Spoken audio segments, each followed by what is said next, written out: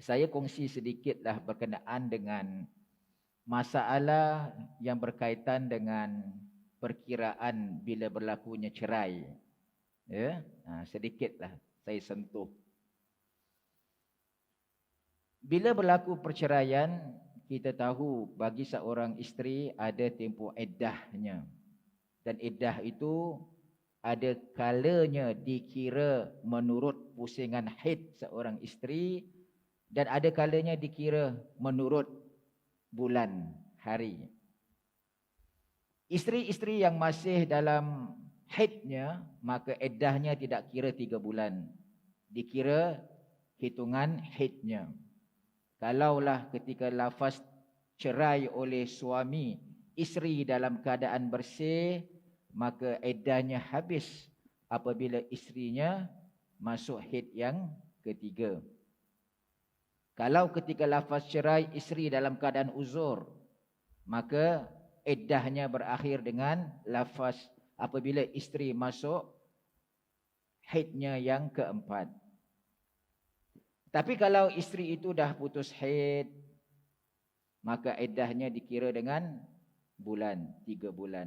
Di sinilah menurut kata ulama, kerana kita mengambil kiraannya kiraan bulan Islam, bukan kiraan bulan hijrah. Jadi bila dikira dihitung ikut bulan Islam, tentu akan kurang harinya berbanding dengan kiraan bulan Masihi. Jadi kadang-kadang boleh selisih sehari 2 bila dikira. Jadi bila seorang isteri diceraikan oleh suami dan nak rujuk, maka kenalah segera dirundingkan nak rujuk balik ke ataupun teruskan perceraian sahaja. Sebab kalau dah habis iddah, tak boleh rujuk, kena nikah semula. Bila nikah semula pula, kadang-kadang isunya isu wali. Wali tak setujulah yang bekas suami nak rujuk balik dengan anaknya ke, atau adiknya ke, atau kakaknya ke. Timbul masalah wali yang tak bersetuju, walaupun mereka nak nikah semula. Tapi kalau iddah, dalam iddah, rujuk tak payah pakai wali. Boleh datang ke pejabat nikah setelah didaftarkan cerai oleh mahkamah, barulah nanti qadhi akan siasat dalam iddah ke tidak lagi. Jadi di sinilah bila kita faham tentang kiraan hari-hari dalam bulan Islam, ada 29, ada 30 hari, itu akan menentukan sama ada kalaulah berlaku cerai contohnya, boleh rujuk balik ke ataupun tidak. Sebab kadang-kadang kita selalu sebut masih 3 bulan, masih 3 bulan, kenapa tak boleh rujuk?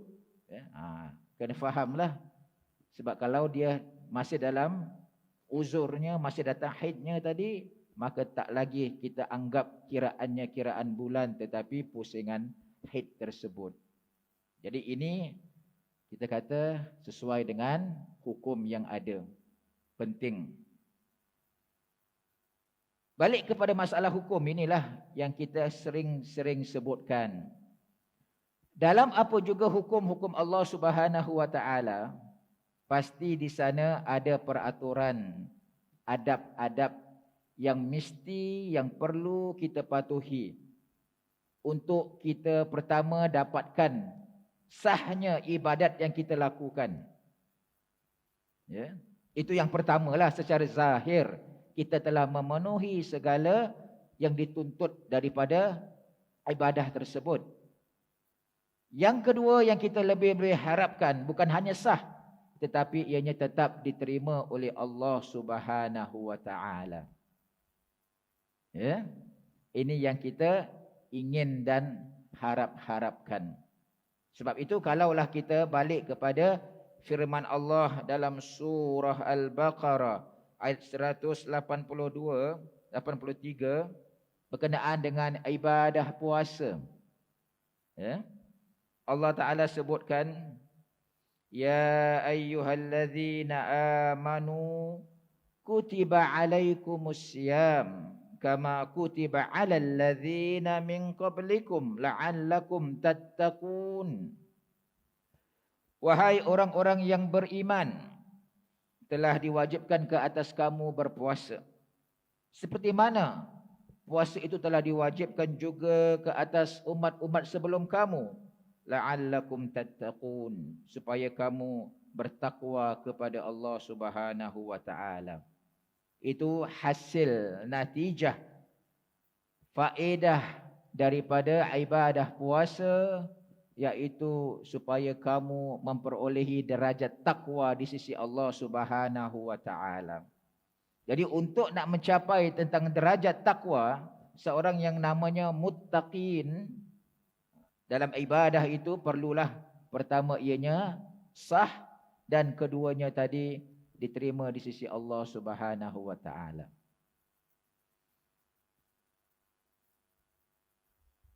Bila kita baca tentang ayat ini yang kita kata perbezaan syariat. Walaupun bendanya itu serupa. Umat Muhammad sallallahu alaihi wasallam wajib salat, wajib puasa. Begitu juga dengan umat-umat yang terdahulu. Sebelum Nabi sallallahu alaihi wasallam, umat-umat Nabi sebelum baginda juga wajib salat, juga wajib puasa. Cuma cara pelaksanaannya tadi berbeza. Syariatnya berbezalah. Tetap bendanya satu. Ulama mengatakan umat-umat sebelum Muhammad sallallahu alaihi wasallam tetap berpuasa. Puasanya katanya dalam satu bulan cuma 3 hari sahaja. Umat Muhammad sallallahu alaihi wasallam dalam satu tahun puasa 1 bulan penuh. Bisa. Ini juga yang ulama kita bahaskan. Contoh saya juga ambil tentang soal nikah kahwin. Kita tak bolehlah benarkan seorang yang bukan Muslim berkahwin dengan seorang Muslimah. Muslimah pun tak boleh berkahwin dengan seorang yang bukan Muslim. Mesti kedua-duanya agamanya sama. Tapi kita kata, ustaz tengoklah contoh macam Fir'aun lah. Kan? Fir'aun bahkan sampai ke peringkat kadang-kadang dia mengata, saya ini Tuhan kamu yang tinggi, yang agung. Tapi istrinya kita tahulah. Yang beriman kepada Allah Subhanahu wa ta'ala yang disebutkan bahawa dia antara wanita yang mulia, penduduk syurga Asia. Sampai dia berdoa kepada Allah dalam Al-Quran disebutkan, ya Allah, binakanlah untuk aku rumah di dalam syurga. Dia beriman, tapi Firaun suaminya bagaimana? Boleh pula ustaz. Ini yang saya teringat, ada satu insiden yang berlaku apabila seorang ayah ingin supaya kedudukan dia sebagai wali dibenarkan, kerana kita menganggap dia tidak layak untuk menjadi wali. Dia persoalkanlah, ustaz, Nabi Adam tu kahwin dengan Hawa, siapa walinya Hawa tu? Dia katalah, ya, yelah, kita tak nafikanlah seorang ayah ingin sangat kalaulah anak perempuannya menjadi pengantin, tentu dia ingin menjadi wali nikah, ya. Tapi kita kata di situ ada peraturan yang perlu kita patuhi, dan ini bertujuan seperti saya sebutkan tadi, pertama supaya ianya sah dari sudut hukum agama. Ya. Jadi sama jugalah kita kata soal ibadah yang ada. Umat-umat terdahulu juga ada ibadahnya, dan matlamatnya sama juga. Balik kepada berbakti kepada Allah Subhanahu wa ta'ala. Cuma bagaimana pelaksanaannya tadi, itu balik kepada keadaan umat tersebut, dan Allah tentukan melalui Nabi dan Rasul mereka masing-masing. Jadi sama jugalah berkenaan dengan ibadah puasa yang kita lakukan, kedudukannya sama. Ingin mencapai derajat takwa di sisi Allah Subhanahu wa ta'ala, Antara cara-caranya Allah Ta'ala sebutkan adalah melalui puasa. Dan puasa bukanlah sesuatu untuk kamu umat Muhammad, sesuatu yang baru. Tetapi sudah ada umat-umat terdahulu juga melakukan ibadah yang serupa juga. Ya? Jadi bila kita sebut berkenaan dengan ibadah ini, pelaksanaannya mestilah betul. Ya? Menepati hukum-hukum Allah Subhanahu wa taala, dan dengan itu insya-Allah juga terdorong untuk melakukan yang terbaik supaya ianya juga mendapat pengkabulan di sisi Allah Subhanahu wa taala. Kita menghukum yang zahir, dan yang zahir inilah juga kita jaga untuk kita pastikan ianya tidak sampai terbatal, dan dengan demikian kita belum terangkat hukum ibadah tersebut. Baik. Kita maklum faham dalam ibadah puasa, perkara yang paling asas bagi kita adalah untuk menahan diri daripada makan minum dan semua perkara-perkara yang membatalkan puasa. Kita murajaah sedikit. Ini sesuatu yang kita sudah fahamlah. Logiknya pun begitulah. Itu tujuannya puasa. Elakkan diri daripada makan, minum dan semua perkara-perkara yang membatalkan puasa. Sahabat Nabi, orang yang sangat prihatin, teliti dalam melaksanakan ibadah berpuasa. Bahkan semua bentuk ibadah jugalah. Sangat prihatin. Sebab mereka ingin nak mencapai kemuliaan di sisi Allah Subhanahu wa taala. Istilahnya nak perfect lah. Soal ibadah nak dapat kesempurnaan. Jadi bila masa nak tentukan kita boleh makan minum ni, bila dia punya limit lah. Mereka hidup pada zaman yang berbeza dengan kita lah. Kita tak ada kemudahan apa yang ada sekarang. Nak tahu waktu bila kita stop makan, imsak, bila kita dah boleh start makan, iftar, kita dah dibantulah dengan bermacam-macam kemudahan. Satu nikmat Allah Subhanahu wa taala. Buka radio saja, tengok apps saja, pasang apps yang boleh ingatkan kita bila nak masuk waktu dan sebagainya. Allah Subhanahu wa taala sebenarnya telah berikan kepada kita jalan-jalan menuju kepada Allah dengan paling mudah dan senang. Sayangnya Allah kepada kita umat-umat yang terakhir ini, walaupun memang banyak ujian-ujiannya, pada waktu yang sama juga Allah berikan dengan ujian tersebut banyak kemudahan. Membantu hamba-hambanya supaya dekat kepada Allah. Jadi nikmat-nikmat inilah yang kita wajar dan perlu untuk kita syukuri dengan memanfaatkan ianya sebaik-baiknya. Jadi umat Muhammad sallallahu alaihi wasallam pada zaman baginda tidak ada perkara-perkara yang sedemikianlah. Ya. Tapi mereka prihatin. Sehingga kan dalam riwayat sahabat yang bernama Adi bin Hatim. Adi bin Hatim ini daripada suku kaum namanya At-Ta'i. Ahli keluarganya ni kalau kita selalu pernah sebut Hatim Tai, Hatim Tai. Ya. Terkenal dengan pemurahnya. Ya.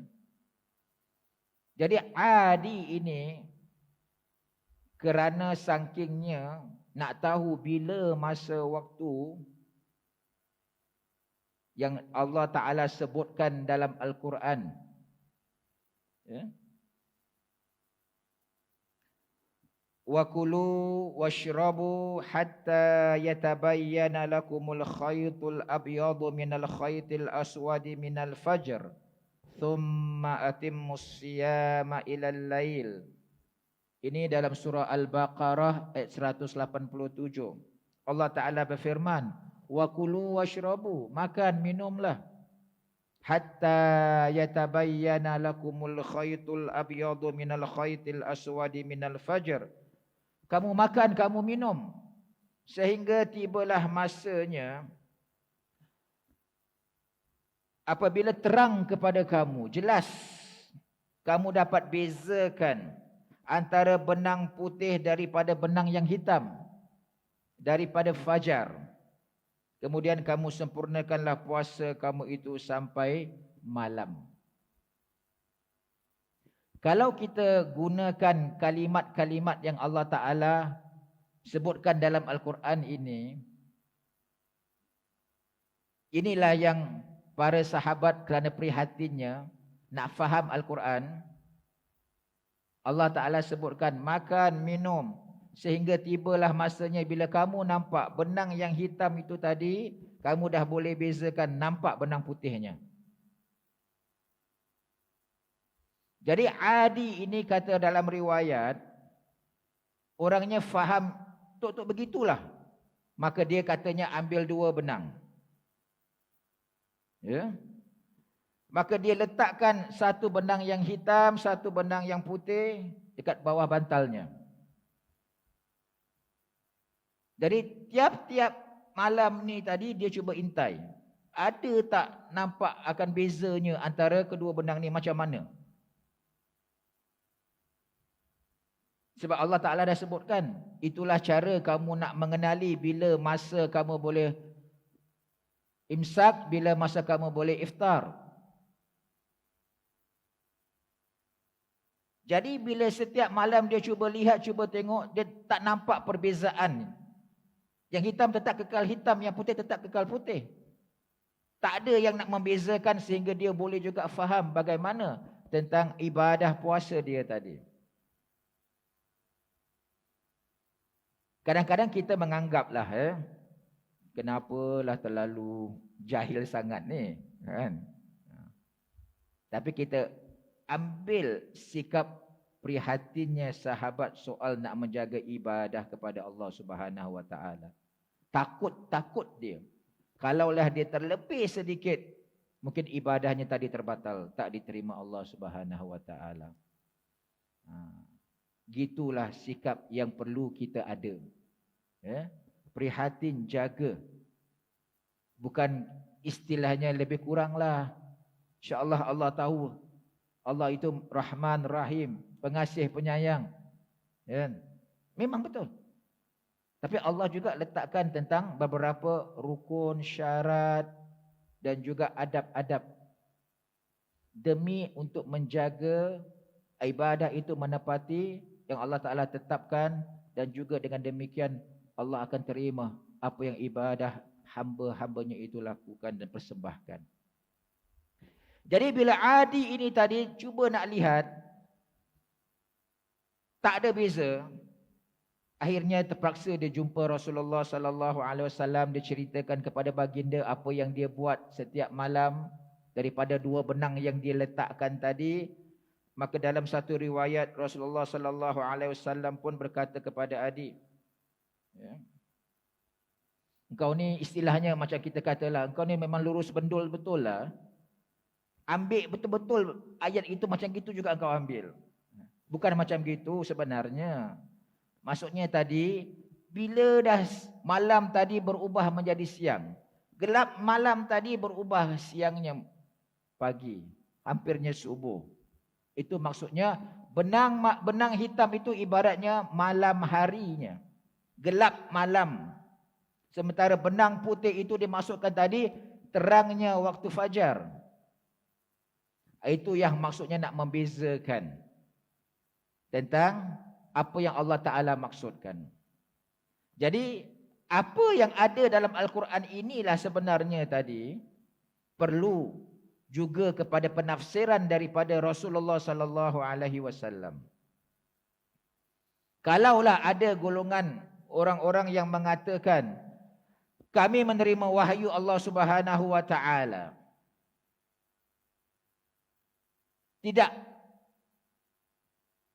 pula penerangan daripada Rasul sallallahu alaihi wasallam tentang ayat-ayat Allah Subhanahu wa taala. Terima bulat-bulat sahaja, maka sukarlah mereka nak memahami Al-Quran tersebut. Perlu ada kepada yang menafsirkan, yang menterjemahkan. Ya.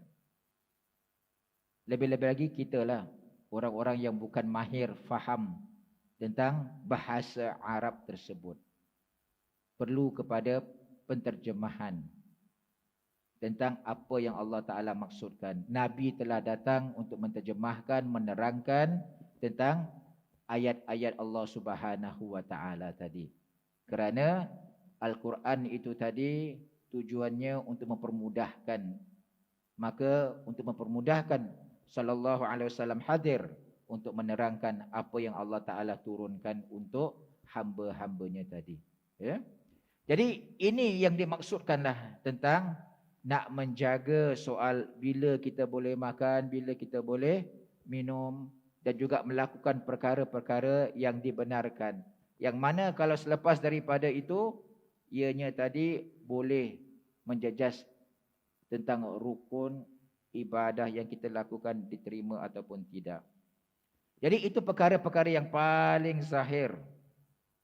Ya, yang paling zahir. Menahan diri daripada makan, minum dan semua perkara-perkara yang boleh membatalkan ibadah tersebut. Bila kita solat, semasa solat kita tak boleh makan, minum. Ya? Itu yang kita kata kadang-kadang bila kita tak siwak ke berus gigi selepas kita makan nak solat tadi, kalau adalah mana-mana terselit dekat gigi kita tadi, kemudian kita telan tadi, ibarat kita telah makan sedikit juga. Maka itu boleh menyebabkan ibadah kita tak diterima, batal, kena solat semula. Jadi dalam solat kita tak boleh makan, minum. Tapi tempohnya singkat saja. Ya. Dalam kita melakukan ibadah haji, kita bebas makan minum dalam umrah. Ya? Tapi dalam ibadah haji ketika kita dalam ihram, kita tak boleh antaranya suami isteri melakukan hubungan bersetubuh contohnya. Ya? Tak boleh, itu akan membatalkan ihramnya. Ibadahnya pun tak sah, kena ulang balik. Sama juga dengan ibadah puasa kita. Sebab itu dalam syarat orang-orang yang nak bernikah, dia tidak boleh berada dalam ihram. Contohnya lah. Dia menerima ijab kabul ketika dia dalam ihram. Tak boleh, tak sah. Tapi kita tanya ustaz, siapalah tengah sibuk-sibuk lakukan haji, tengah berihram, sama ada ihram umrah ke, ihram haji ke, dia nak kahwin pula ustaz. Kan tengah sibuk nak ibadah tadi. Ya. Dalam ihram tak boleh menerima perkahwinan dan tak boleh menikahkan. Sama jugalah wali. Ya. Wali ketika dia dalam ihram, dia tak boleh menikahkan sesiapa. Kalangan anak dia ke, adik-beradik dia ke, tak boleh. Jadi dalam ihram tadi kita kata ibadah. Soal nikah kahwin pun tak boleh, apatah lagi kalau bersatu suami isteri. Sebab itu kadang-kadang kalau ada wali dia datang pejabat nikah, dia kata, ustaz, saya tak dapatlah hadir untuk majlis nikah kakak saya ni. Kerana kebetulan hari yang dia nikah tu saya dah buat arrangement untuk buat umrah. Ataupun memang saya dah nak pergi haji. Hari yang dia dah book untuk nikah tu saya buat haji. Jadi saya tak dapat hadir, saya boleh buat wakil tak? Saya serahkan kepada kadi supaya kadi lakukan ijab kabulnya bagi pihak saya. Kita kata boleh. Sebab kita tak tahulah pada hari ketika berlakunya ijab kabul tu dia dalam ihram ke tidak. Kita tak tahu. Yang kita tahu dia cuma pergi haji atau pergi umrah. Tapi kalaulah sampai tiba saat masa kakaknya nak nikah tu, dan kebetulan waktu itu dia dalam ihram dekat sana, wakil yang telah dia buat itu tak berlaku. Maknanya dah revoke lah. Tak boleh untuk dia gunakan wakil yang dia buat semasa dia dekat Singapura, sedangkan ketika ijab kabul itu dia tengah ihram dekat Mekah. Tak boleh. Jadi kalau kakaknya nak nikah, maka pindahlah kepada wali hakim. Wali hakim. Tak berpindah kepada yang lain lah. Kita kata, oh bolehlah gunakan adik-beradik yang lain ke? Tak boleh. Ya? Dia pindah kepada wali yang kepada wali hakim. Pernah satu insiden berlaku sedemikianlah. Ya? Bila kita dah tengok ada wakil dan kita tanya wali ni dekat mana sebenarnya, dia kata oh dia dekat umrah. Boleh tak awak call dia sekarang? Dia tengah ihram ke tidak? Ya? Istilahnya kita nak pastikanlah kita masih boleh gunakan dia punya wakil ke tidak. Bimbang-bimbang ketika kita lakukan upacara ijab kabul, dia memang ihram dan ketika ihram itu tadi haram hukumnya melakukan pernikahan. Jadi kita kata balik tadi kepada ibadah puasa, terhalang melakukan hubungan bersatu suami isteri ketika ihram.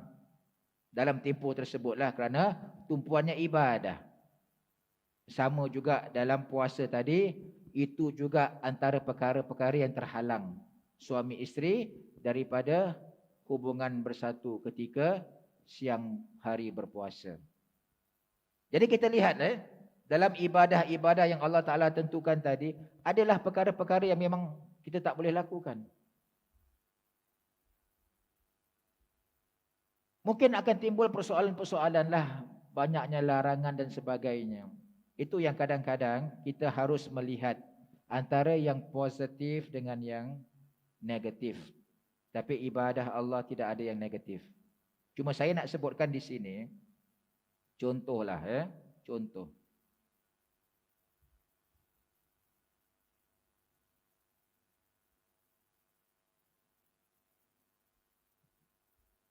Kalau saya tanyakan dekat sinilah, apa yang para jemaah lihat yang saya tunjukkan pada kertas ini? Apa yang kita nampak? Kata-kata kuliah subuh dan juga logo masjid Yusof Ishak. Ya?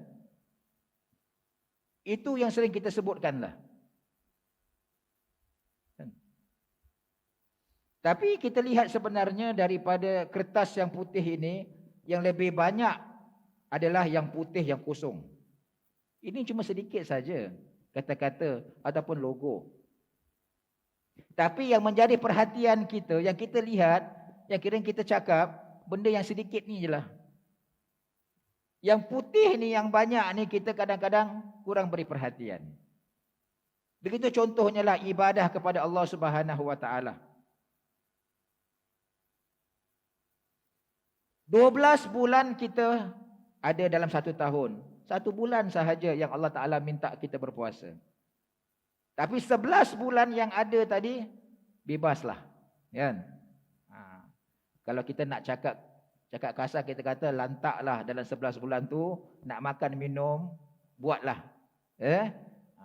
Tapi 1 bulan sahaja yang Allah Ta'ala minta. Sama juga dalam kita punya ibadah haji. Yang wajib cuma sekali sahaja dalam seumur hidup. Kita kata. Nabi SAW pun buat haji cuma sekali sahaja dalam hidup baginda.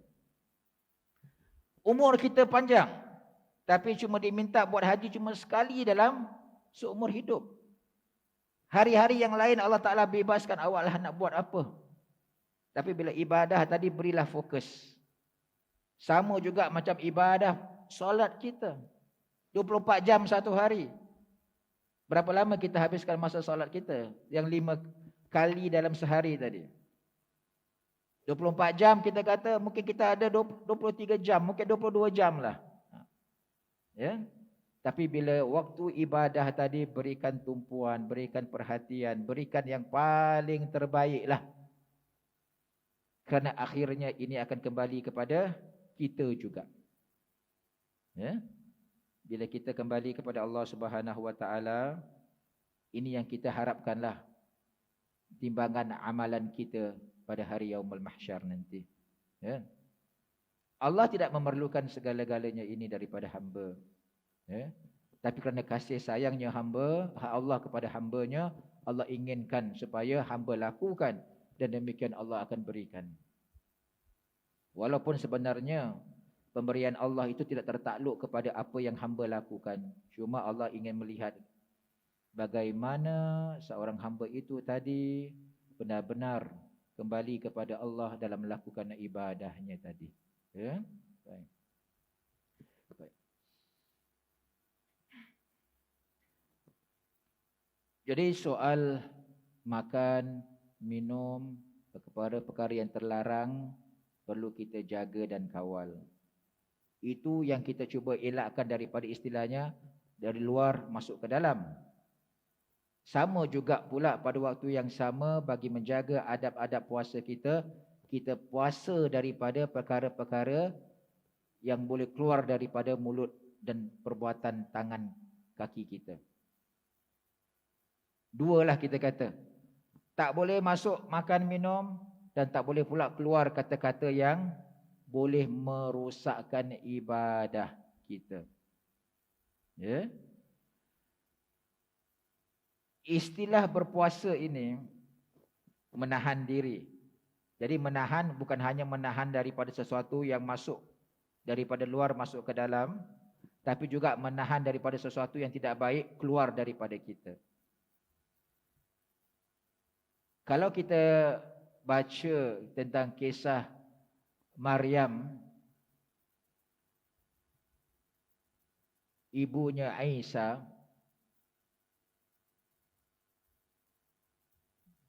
kalau saya tak silaplah, disebutkan kerana keadaan dia yang tidak istilah kita normal macam manusia biasa, wanita tadi boleh melahirkan dengan sebab adanya suami atau hubungan. Jadi supaya dia tidak bercakap sesuatu, bila mana orang cuba tuhmah dia, fitnah dia, hina dia, maka dia disuruh supaya berpuasa daripada bercakap-cakap. Istilahnya pun berpuasa. Tak keluar daripada dia kata-kata lah. Ya, digunakan dalam Al-Quran kalimah berpuasa. Jadi istilah berpuasa tu bukan hanya kita menahan sesuatu masuk ke dalam yang boleh menyebabkan ibadah kita batal secara zahir, tetapi juga apabila kita keluarkan kata-kata yang tidak baik tadi, itu istilahnya sesuatu yang batin, cakap yang tidak baik, yang jijik, yang hina, mengumpat dan sebagainya, itu juga akan menjejas ibadah kita. Maka kita juga berpuasa daripada perkara-perkara tersebut. Ini yang Nabi SAW ingatkan dalam satu riwayat, mengatakan berapa ramai orang yang berpuasa tetapi hanyalah lapar dan dahaga. Kerana dia tidak menjaga dirinya daripada kata-kata yang boleh merosakkan nilai dan kualiti ibadahnya kepada Allah Subhanahu Wa Taala. Jadi insya-Allah kita mohon kepada Allah Subhanahu Wa Taala, moga-moga dalam kita melaksanakan ibadah puasa kita dalam beberapa hari lagi, Allah akan berikan kita kekuatan zahir dan batin, bukan hanya untuk menahan diri daripada perkara-perkara yang boleh membatalkan makan, minum dan yang lainnya, tetapi Allah pelihara juga lisan kita, tangan dan kaki kita, mata kita dari perkara-perkara yang boleh juga merosakkan nilai ibadah kita kepada Allah Subhanahu Wa Taala.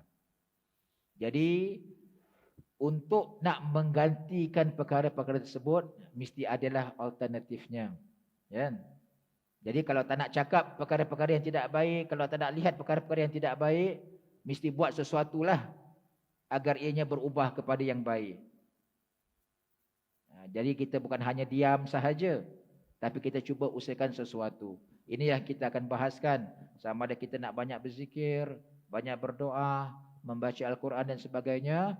InsyaAllah kita akan bincangkan pada pertemuan kita yang akan datang, insyaAllah. Jadi untuk pertemuan kita hari ini, itu sahajalah saya dapat kongsikan bersama.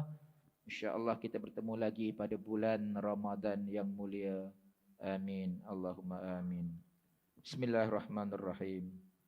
Alhamdulillahi Rabbil Alamin. Allahumma salli ala Muhammad wa ala ali Sayyidina Muhammad.